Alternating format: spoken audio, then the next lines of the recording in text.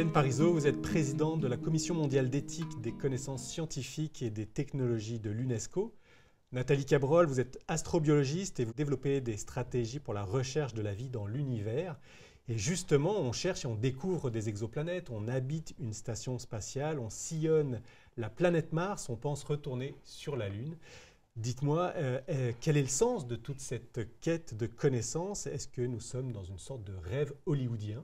Peut-être que oui, peut-être que non. Mais en tout cas, ce qui est sûr, c'est qu'actuellement, il y a véritablement un discours autour de toutes ces activités spatiales sur la conquête de l'espace. Et c'est vrai que les États-Unis, le gouvernement américain, la NASA, et puis un certain nombre de compagnies comme SpaceX ont des discours très de conquête de l'espace. À nouveau, un peu comme ce qu'on avait dans les années 50, 60, où il y a eu cette course entre l'URSS et puis les États-Unis pour la conquête de la Lune, à savoir quel allait être le premier qui allait gagner la course. Donc on est peut-être aussi dans de l'ordre de la compétition économique, politique, rapport de force aussi militaire.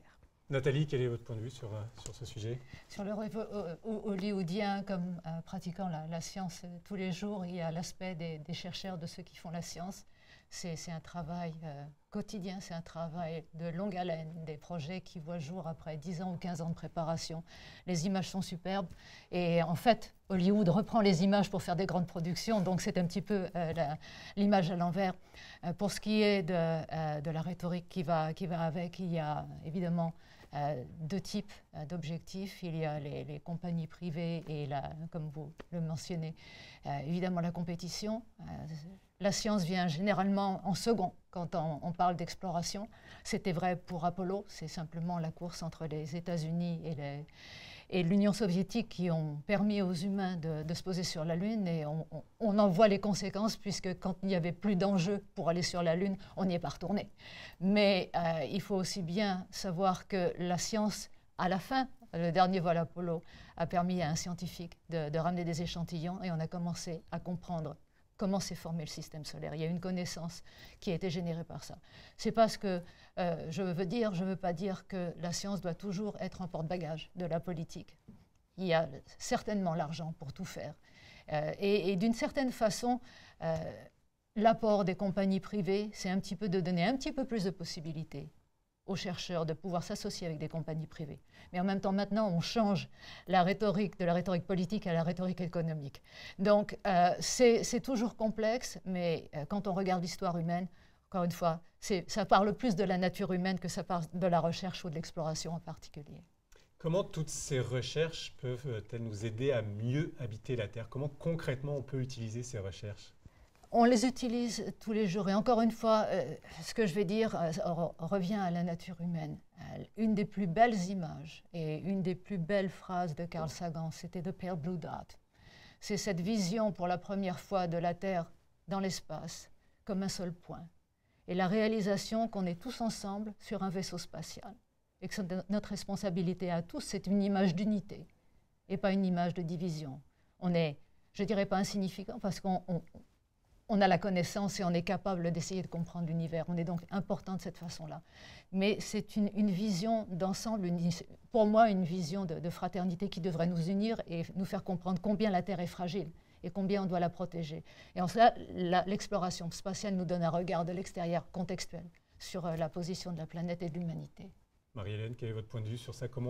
Quel est votre regard sur la façon dont on utilise ou on peut utiliser ces connaissances pour mieux habiter la Terre? Il y a effectivement des connaissances qui peuvent être extrêmement utiles pour comprendre un peu mieux les impacts, par exemple, des changements climatiques. On peut être extrêmement concret dans il y a aussi des avancées technologiques incontestables. Je veux dire, le milieu de la recherche spatiale est probablement un des milieux les plus dynamiques au niveau des connaissances dans le monde de la recherche. Donc, évidemment qu'il y aura des retombées. La question, évidemment, c'est à qui va profiter ces retombées-là? Et là, on peut se poser peut-être certaines questions. Le fait que des entreprises comme SpaceX, qui sont liées au grand consortium du numérique, des grands patrons du numérique, eh bien, on peut se poser la question des enjeux aussi géopolitiques et puis qui sont derrière ça. Donc oui, des retombées, mais il ne faut pas être naïf non plus. Il y a des enjeux économiques importants et des enjeux militaires importants. Je crois, si vous permettez de remettre un petit peu ça dans le contexte, certainement la partie économique, et c'est quelque chose aussi qui fait un peu grincer les dents, la manière dont Elon Musk présente l'exploration de Mars. Il est certain qu'il n'a pas une très bonne compréhension de ce que l'exploration de Mars va demander. Ça n'a rien à voir avec l'exploration de la planète Terre. L'exploration planétaire en elle-même, elle a des applications pratiques, comme vous le dites. Il y a d'immenses spin-offs pour chaque dollar qui est dépensé. Les retombées dans la population, la retombée journalière, elle est là, elle est permanente dans la médecine, dans les transports. Et ce qui est un petit peu dommage, c'est qu'en fait, on n'en parle pas beaucoup. Il y a un rapport qui est publié tous les ans par la NASA sur les spin-offs et sur la technologie et qui montre combien dans la vie courante, la technologie spatiale, pour le LASIK, pour la chirurgie cardiaque, pour les membres artificiels, etc., etc. Ça ne veut pas dire pour autant que l'argent des compagnies ne va pas aux compagnies, mais ça reste le domaine du capitalisme en général. Je ne crois pas que ce soit particulier à l'exploration planétaire, mais je ne voudrais pas diminuer l'impact dans la population tous les jours. Il est permanent. Les gens ne le voient pas, ne le savent pas, et pourtant l'information est là. À titre plus personnel, quel est le lien que vous avez aujourd'hui avec l'univers? Moi, j'adore regarder les étoiles. Je fais de l'éducation avec mes enfants sur justement comment regarder le ciel, apprendre les étoiles, distinguer les satellites qui passent, voir que c'est un univers qui est de plus en plus habité par la technologie humaine. Mais en même temps, c'est pour des petits citadins qui sont éblouis par les lumières de la ville. Il y a tout un apprentissage ici à faire et à, comment dirais-je, à faire en sorte que les jeunes puissent redécouvrir en fait un lien avec le ciel, l'univers, et puis après ça avoir cette curiosité de comprendre qu'on est à la fois des êtres sur la Terre, mais que la Terre elle est dans le cosmos, et que peut-être que il y a des questions à la fois poétiques, philosophiques qu'on peut poser. Nathalie, votre lien avec l'univers? Oui, avec l'univers, il est journalier, mais plus personnellement, je dirais qu'il est génétique pour nous tous, poussière d'étoiles, et puis il est passionné. On fait partie de l'univers, et le grand problème de l'humanité, c'est d'essayer de s'en détacher, et d'essayer de voir l'univers comme quelque chose d'extérieur, alors qu'en fait, on en est issu. Et tout ce qu'on fait, la recherche planétaire, l'exploration spatiale, c'est en fait une quête d'une réponse, de savoir d'où on vient, qui on est, quelle est notre place. Et c'est quelque chose, pour moi, je trouve, j'ai le sentiment d'être privilégiée tous les jours.